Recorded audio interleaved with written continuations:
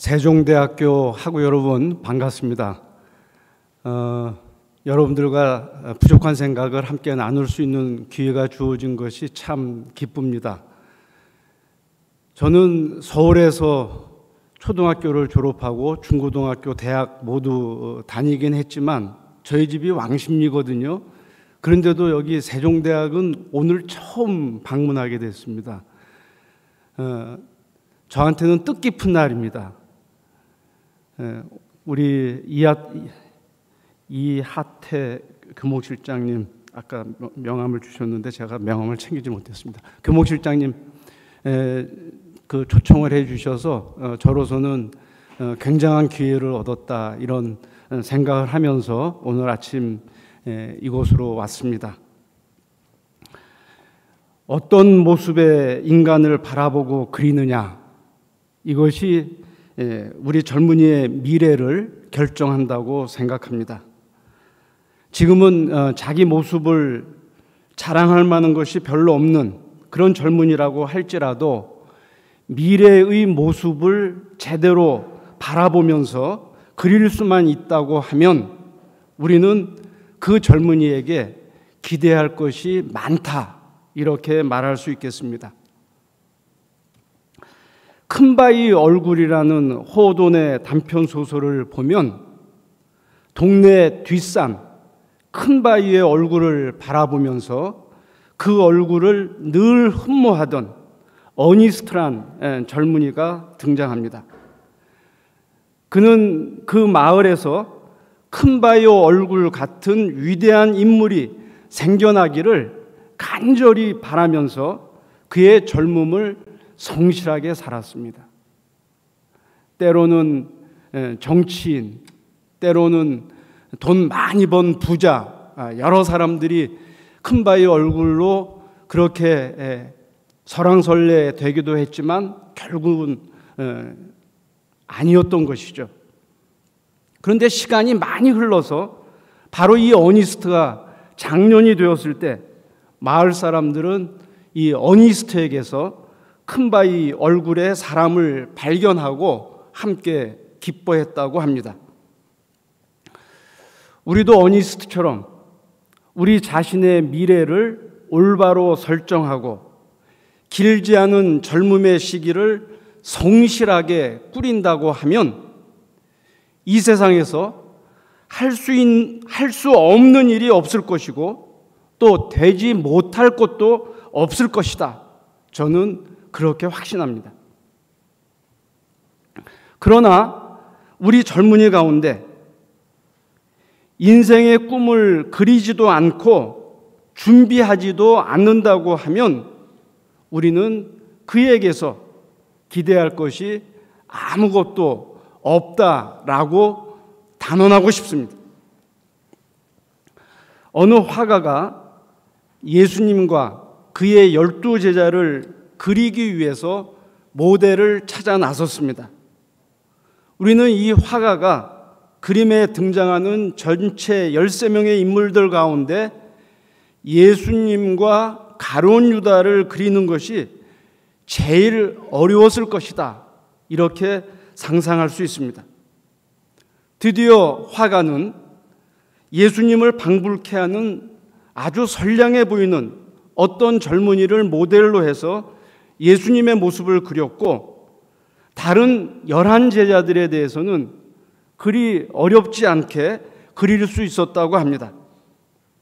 그러나 이 화가는 예수를 배신한 제자 가룟 유다를 그리지 못해서 그림의 완성을 몇 년간 미룰 수밖에 없었다고 합니다.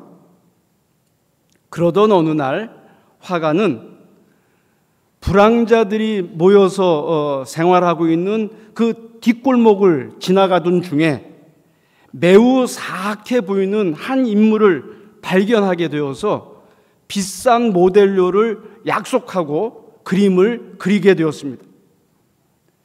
이 화가가 그림을 거의 완성하였을 때 모델로 앉아있던 사람이 고개를 떨구면서 흐느끼기 시작했다고 합니다.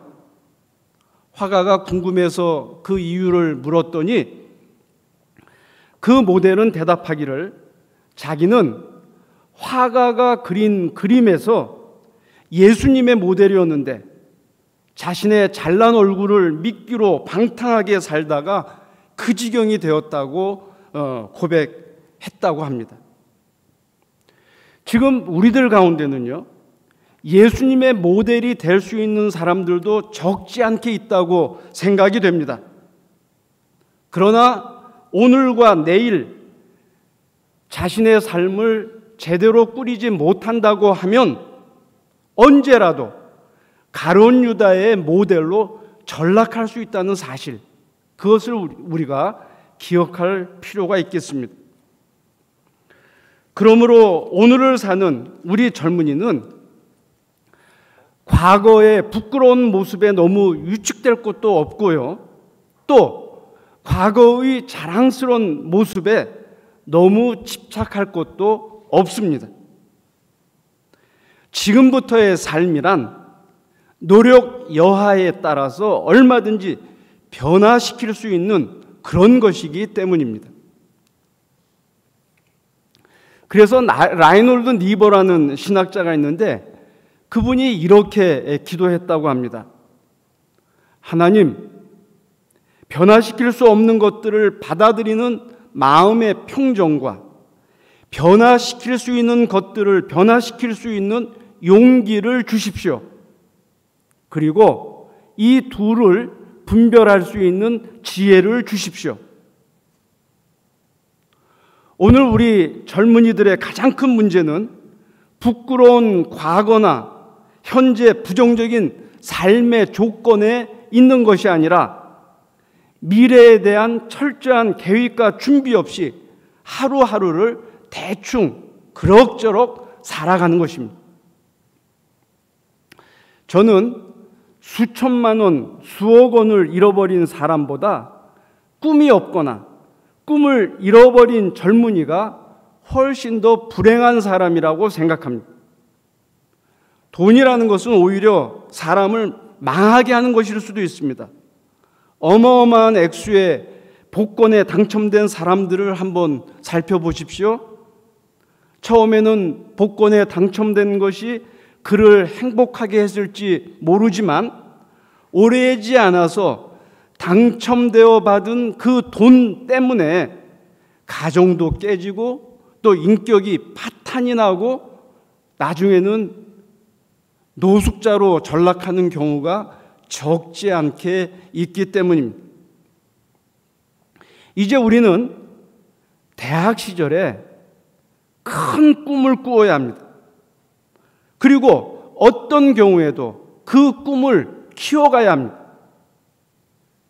꿈을 꾸고 준비하는 것은 우리 젊은이들의 특권이자 과제이며 또한 책임이기도 합니다. 우리가 꿈을 꾸지 않는 것이 문제이지 젊은 시절에 제대로 꿈을 꾸고 그 꿈을 향해서 최선을 다한다고 하면 그 꿈은 어떤 경우에라도 이룰 수가 있다라고 저는 자신 있게 말할 수 있습니다. 포항공대를 가본 적이 있습니다. 포항공대의 중심부에 가면 위대한 과학자 4사람의 이 좌상이 설치되어 있습니다. 뉴턴, 에디슨, 맥스웰, 아인슈타인, 이 4사람의 좌상입니다. 누가 봐도 이 과학계에서는 패러다임을 바꾼 그런 위대한 과학자들 아니겠습니까? 오늘 우리의 삶에 상당한 편리함도 이분들이 이론적으로나 실질적으로 제공한 분들이라고 그렇게 말할 수가 있겠습니다. 그런데 재미있는 건요, 빈 좌대가 하나 더 있었습니다. 이름이 적혀 있는데 미래의 한국 과학자 이렇게 쓰여 있었습니다. 여러분, 누가 이 빈 좌대를 메꿀 수 있을까요? 아마도 이 포항공대를 설립하신 분이 위대한 과학자 네 사람의 좌상과 이 빈자대를 설치한 데는 분명한 목적이 있었으리라고 생각됩니다. 포항공대 출신 중에 누군가가 언젠가는 이 빈좌대의 주인공이 되었으면 좋겠다라는 생각으로 이 빈좌대를 마련했을 것입니다. 근데 여러분, 포항공대 학생들이 이 빈좌대를 바라보면서 빈좌대의 주인공이 될 수 있는 확률, 여러분들 한번 생각해 볼 수 있겠습니까? 그 확률은 몇 프로나 될까요?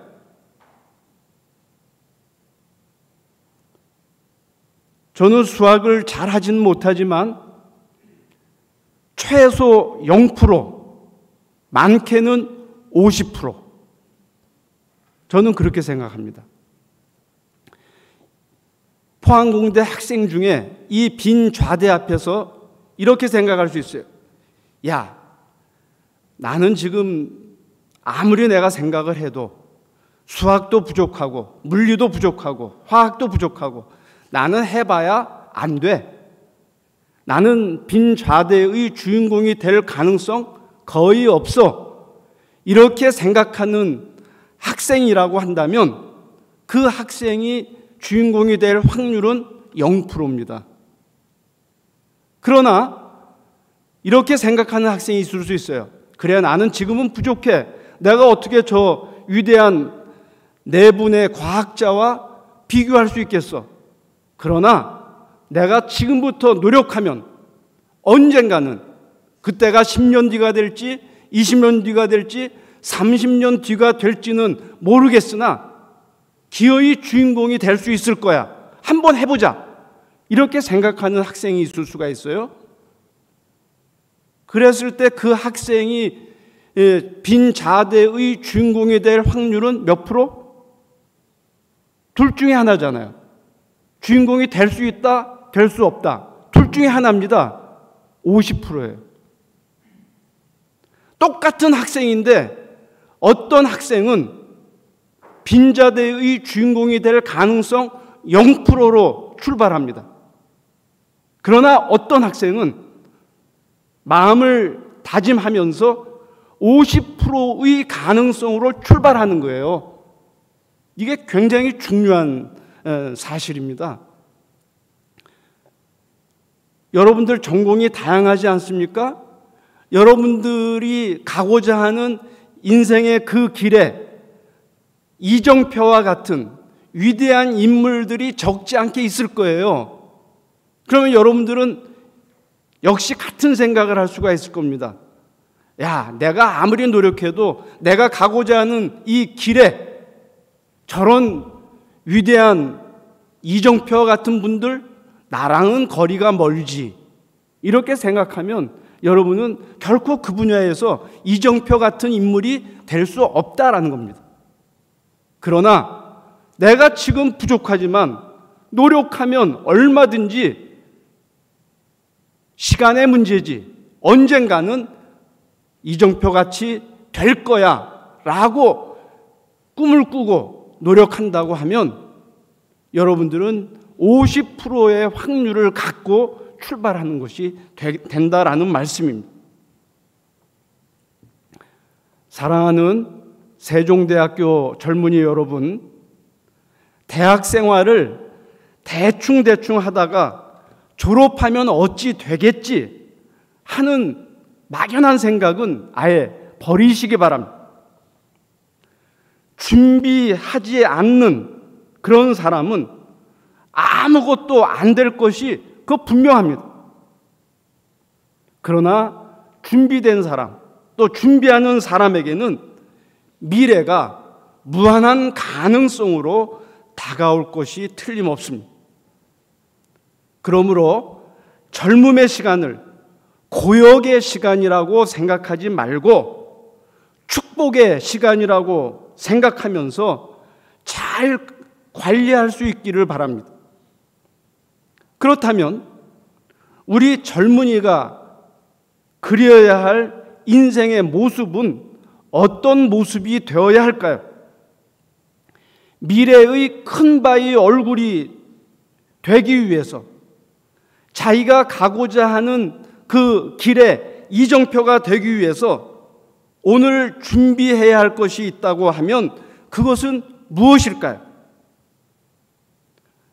여러 측면에서 말할 수 있겠지만 저는 인생의 높이와 인생의 깊이 그리고 인생의 넓이의 차원이라고 말씀드리고 싶습니다.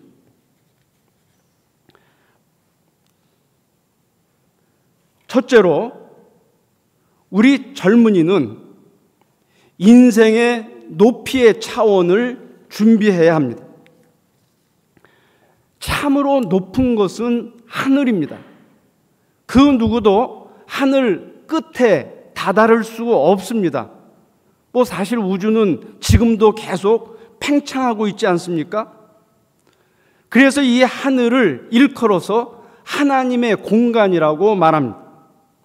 동서고금을 막론하고 사람들은 하나님을 하늘과 연결해서 이해해 왔습니다. 왕의 권위를 신격화하기 위해서 왕을 하늘의 아들, 천자라고 호칭하기도 했습니다. 사람들이 하늘을 숭배한 것은 결코 우연이 아닙니다. 예수님께서도 하늘에 계신 우리 아버지 이렇게 하나님을 호칭하셨습니다. 인간이 결코 그 끝까지 다다를 수 없는 하늘처럼 하나님은 인간이 다 알 수 없는 초월자이시기 때문입니다. 그러나 우리는 하늘에서 하나님의 초월을 경험하는 동시에 우리와 함께 하시는 하나님의 현존을 경험합니다. 인간은 자신이 가는 곳 어디에서나 하늘과 직면해서 살 수밖에 없기 때문입니다. 우리는 바다에서도 산에서도 도시의 한가운데서도 하늘을 만납니다. 하늘을 피해서 살 수 있는 인간은 한 사람도 없습니다. 마찬가지로 하나님을 피할 수 있는 인간도 이 세상에는 없습니다. 무신론자들은 하나님이 어디 있느냐 소리치면서 하나님 없이 자기 마음대로 살려는 그런 경향이 있습니다. 하지만 어떤 어린아이가 넓은 하늘을 두 손으로 가리고 그 하늘을 보지 않으려 한다고 해서 그 하늘이 없어지는 것이 아닌 것처럼 무신론자가 하나님은 없다고 소리를 지른다고 해서 존재하시는 하나님이 사라지는 것은 아닐 것입니다. 따라서 우리는 언제 어디서 무엇을 하든지 하나님 앞에서 살아가는 존재임을 인정해야 합니다. 이러한 인정이 우리를 인생의 높이의 차원에서 살게 하는 출발점이 될 수 있다라고 말씀드릴 수 있겠습니다. 오늘 우리가 사는 세상은 하나님 없이 사는 사람들, 하나님을 무시하고 사는 사람들로 인해서 적지 않은 문제들이 발생합니다. 그들은 인생의 높이를 규정하는 하나님이 안중에 없고 심중에 없으니 자기 멋대로 살려고 하는 것입니다. 요즘 성도덕이 땅에 떨어졌다? 또는 도대체 윤리적인 사람을 찾아보기 어렵다? 이런 말들이 종종 들립니다. 적지 않은 사람들이 동물처럼 자기 욕망대로 본능이 이끄는 대로 살아가고 있기 때문입니다. 우리 주변에는 한순간에 마음과 몸을 모두 주는 그런 젊은이들도 있고요. 마음은 주지 않지만 몸을 주고 즐기는 일에 몰두하는 그런 젊은이들도 있습니다. 그렇게 살아가는 이유가 어디에 있습니까? 구약 성경에 등장하는 보디발 장군의 부인처럼 자기 욕망대로 행동해도 괜찮다고 생각하면서 살아가기 때문입니다. 반대로 보디발 장군 아내의 그 유혹 앞에서 내가 어찌 하나님 앞에서 죄를 지을 수 있겠습니까? 외쳤던 요셉처럼 하나님 앞에서의 이 높이 의식, 높이의 차원을 상실했기 때문입니다. 우리는 대개 기독교인을 코람데오의 존재라고 말합니다. 하나님 앞에서 사는 존재라는 것이죠. 그러나 겉껍데기만 기독교인이고 내용적으로는 실천적인 무신론자들이 적지 않습니다. 살아계신 하나님을 존경하고 사랑한다는 기독교인이 도대체 어떻게 그렇게 살 수 있을까 의심하게 만드는 사람들이 기독교인이라고 말하는 사람들 가운데 적지 않게 있기 때문입니다. 인생의 높이에 진정으로 도달한 사람은 그의 시야를 세상의 좁디 좁은 곳으로 제한하지 않습니다.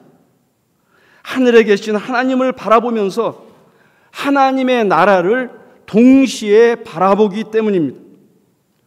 그는 세상의 삶의 질과는 근본적으로 다른 하나님 나라의 삶의 방식, 사랑과 자기 희생의 삶을 추구합니다. 그러나 아직 인생의 높이에 이르지 못한 사람들은 욕망과 정욕으로 가득한 세상만을 바라보면서 서로가 서로에 대한 경쟁자로서, 서로가 서로에게 믿을 수 없는 존재로서 서로를 수단 삼으며 욕망과 정욕이 이끄는 대로 살아가려고 합니다. 따라서 자신을 돌아볼 수 있는 여유를 한시도 가지지를 못하는 것이죠. 높이 날 수 있었던 갈매기 조나단은 1차원적인 욕구로 아웅다웅 경쟁하는 다른 갈매기들의 살아가는 모습을 바라보면서 그들과는 다른 방식의 삶을 살고자 했습니다. 그저 눈앞에 보이는 먹이 가지고 이리 뛰고 저리 뛰고 다른 동료 갈매기들과 경쟁하고 싸우고 그것과는 다른 삶을 살아보고자 높은 창공을 치솟고 올라가 특별한 나는 법을 개발하기 시작했던 것이죠. 마찬가지로 인생의 높은 곳에 이른 사람들은 하나님 때문에 세상의 부끄러운 삶의 방식을 떨쳐버리고 보다 고고한 삶, 모두의 삶을 풍요롭게 하는 삶, 서로를 배려하면서 더불어 사는 삶, 그런 삶을 추구하게 되는 것입니다. 사랑하는 세종대학교 젊은이 여러분, 여러분이 이미 신앙인이라고 하면 하늘에 계신 하나님과의 은밀한 시간을 결코 소홀히 하지 말아야 할 것이고, 아직 신앙인이 아니라 할지라도 자신을 조용히 성찰하는 시간을 잊지 말고 살아야 할 것입니다. 우리나라의 민족 시인 윤동주 시인이 죽는 날까지 하늘을 우러러 한 점 부끄러움이 없기를 잎새이는 바람에도 나는 괴로워했다, 이렇게 노래한 것처럼 우리 세종대학교의 젊은이들은 언제 어디서 무엇을 하든지 하나님 앞에서 또는 자신의 양심 앞에서 한 점 부끄러움 없이 살겠다는 각오를 날마다 재확인하면서 인생의 높이를 더해가야 할 것입니다. 둘째로, 우리 젊은이는 인생의 깊이의 차원을 준비해야 합니다.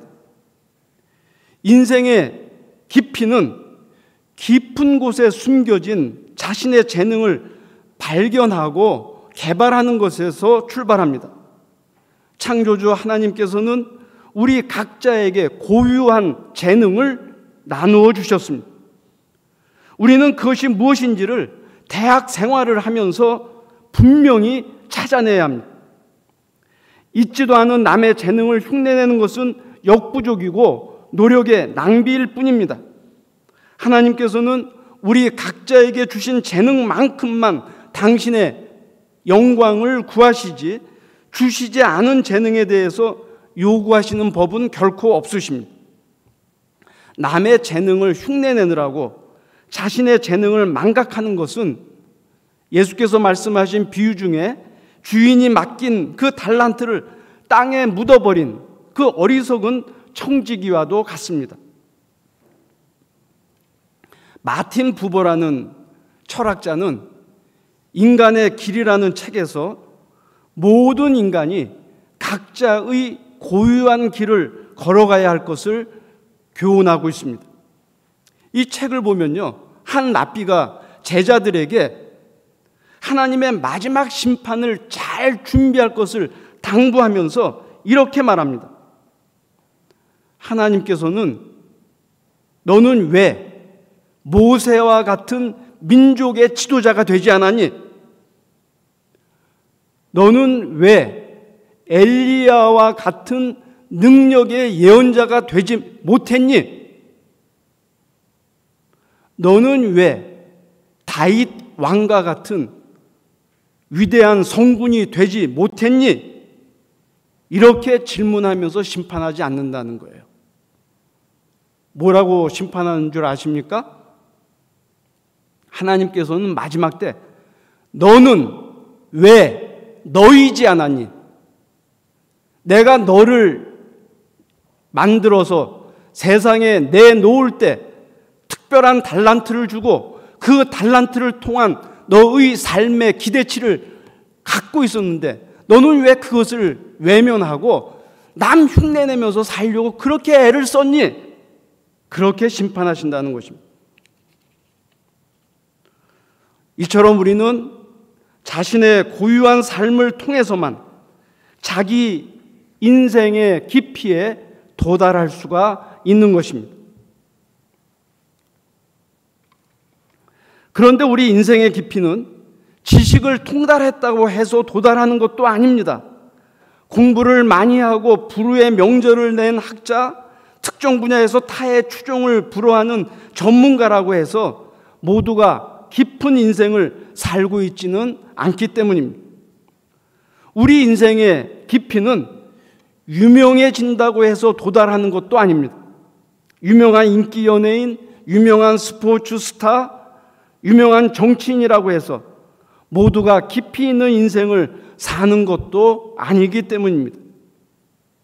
공부 많이 한 사람들 가운데 이기적인 사람이 얼마나 많으며 유명한 사람들 가운데 천박한 사람들이 얼마나 많습니까? 인생의 깊이란 작은 일이라 할지라도 충실하게 최선을 다하는 가운데 이웃을 진정으로 섬기는 사람만이 도달할 수 있는 차원인 것을 기억하기 바랍니다.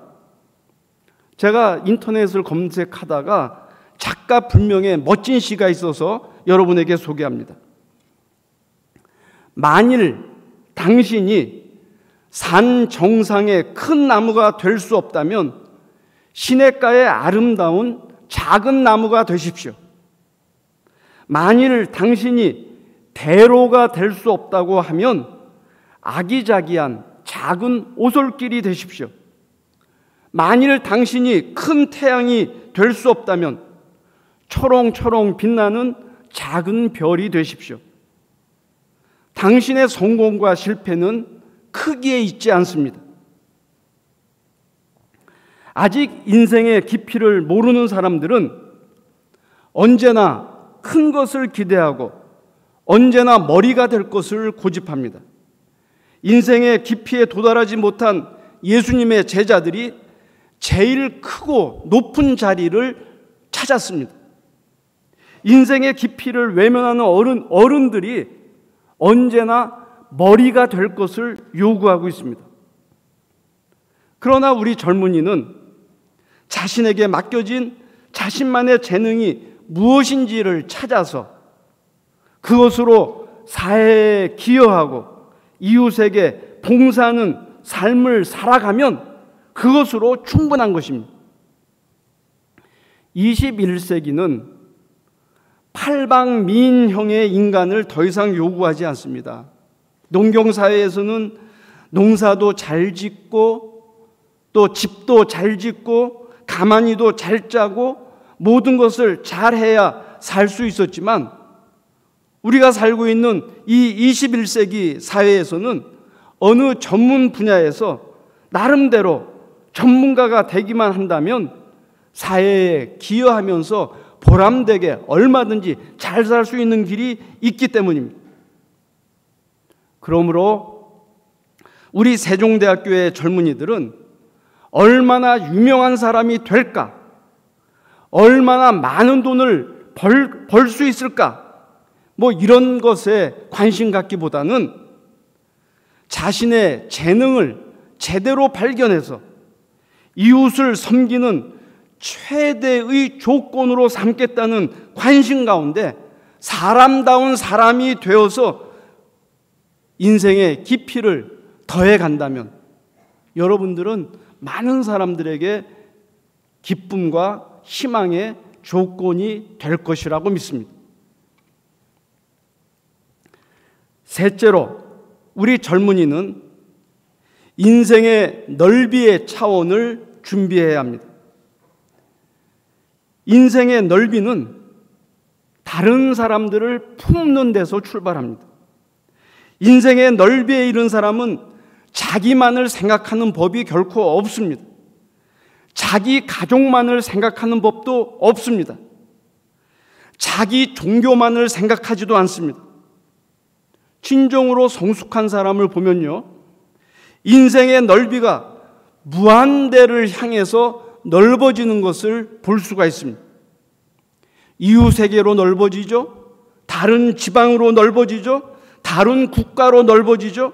아니, 사람을 넘어서 자연에까지 넓어집니다. 인간은 서로가 서로에게 의존하며 살아가는 존재입니다. 인생의 넓이에 도달한 사람은 자신에게 도움을 준 다른 사람들의 사랑을 기억하면서 살아가는 사람입니다. 다른 사람들로 인해서 자신이 존재하고 있다는 사실을 한시도 잊지 않는 사람입니다. 이제는 다른 사람들이 자신으로 인해서 존재하고 자신의 도움을 받을 수 있도록 사랑을 실천하기로 결단하는 사람입니다. 그는 사랑의 빚진 자로서 받은 사랑을 무제한으로 값없이 갚고자 하는 그런 사람입니다. 따라서 사랑의 대상을 날마다 넓혀가는 것, 이것이 인생의 넓이를 더해가는 사람의 모습이라고 말할 수 있겠습니다. 어리석은 사람은 자기 자신조차 품지를 못해서 자기 비하와 자기 증오 속에서 살아갑니다. 자기 가족을 품지 못해서 행복해야 할 가정을 깨트리고 맙니다. 동료를 품지 못해서 원수로 삼거나 그를 우습게 생각하면서 살고 있습니다. 다른 지방 출신자들을 품지 못하고 다른 자기 지방 출신자들만으로 울타리를 치면서 지역 연고주의의 이해관계를 얻으려고 합니다. 자기 민족을 품지 못해서 다른 민족을 적대시하면서 자기 민족 우월의식에 빠져서 살아갑니다. 그러나 예수 그리스도 그분께서는 원수까지라도 사랑으로 품을 것을 말씀하셨습니다. 그분께서는 자신을 죽이는 자들까지도 십자가 위에서 하나도 남김없이 품으셨던 분이라는 사실을 우리가 알 수 있습니다. 예수의 머리에 가시 면류관을 씌우고 예수의 허리에 창으로 찔러서 고통을 가중시키고 그리고 죽어가는 그분을 향해서 모독하는 그 주변의 많은 사람들을 향해서 예수께서는 하나님 앞에 이렇게 기도하고 있습니다. 아버지, 저들은 자신들의 하는 행위가 무엇인지 알지 못합니다. 저들을 용서해 주십시오. 원수까지라도 품으라고 말씀하신 예수 그리스도 그분을 주님이라고 고백하는 기독교인이라고 하면 그 누구도 품지 못할 대상이 없다라는 것입니다. 그리고 그 누군가를 특별히 배제하면서 사는 기독교인이라고 한다면 그는 예수의 그 가르침을 제대로 알지 못하고 있는 것입니다. 인생의 넓이에 실제로 도달한 사람은 그 넓이가 하도 넓어서 자기 자신에게 집착할 겨를이 없습니다. 주변에 있는 많은 사람들을 책임 있게 섬기고 감당하다 보니 너무 바빠서 자기 자신을 자랑할 시간조차 없습니다. 너무 많은 사람을 만나다 보니 자신이 누구에게 사랑을 베풀었는지조차 기억하지 못합니다. 마지막 심판 때 지극히 작은 자들에게 사랑을 베풀고도 기억하지 못했던 사람들처럼 그렇게 살게 마련입니다.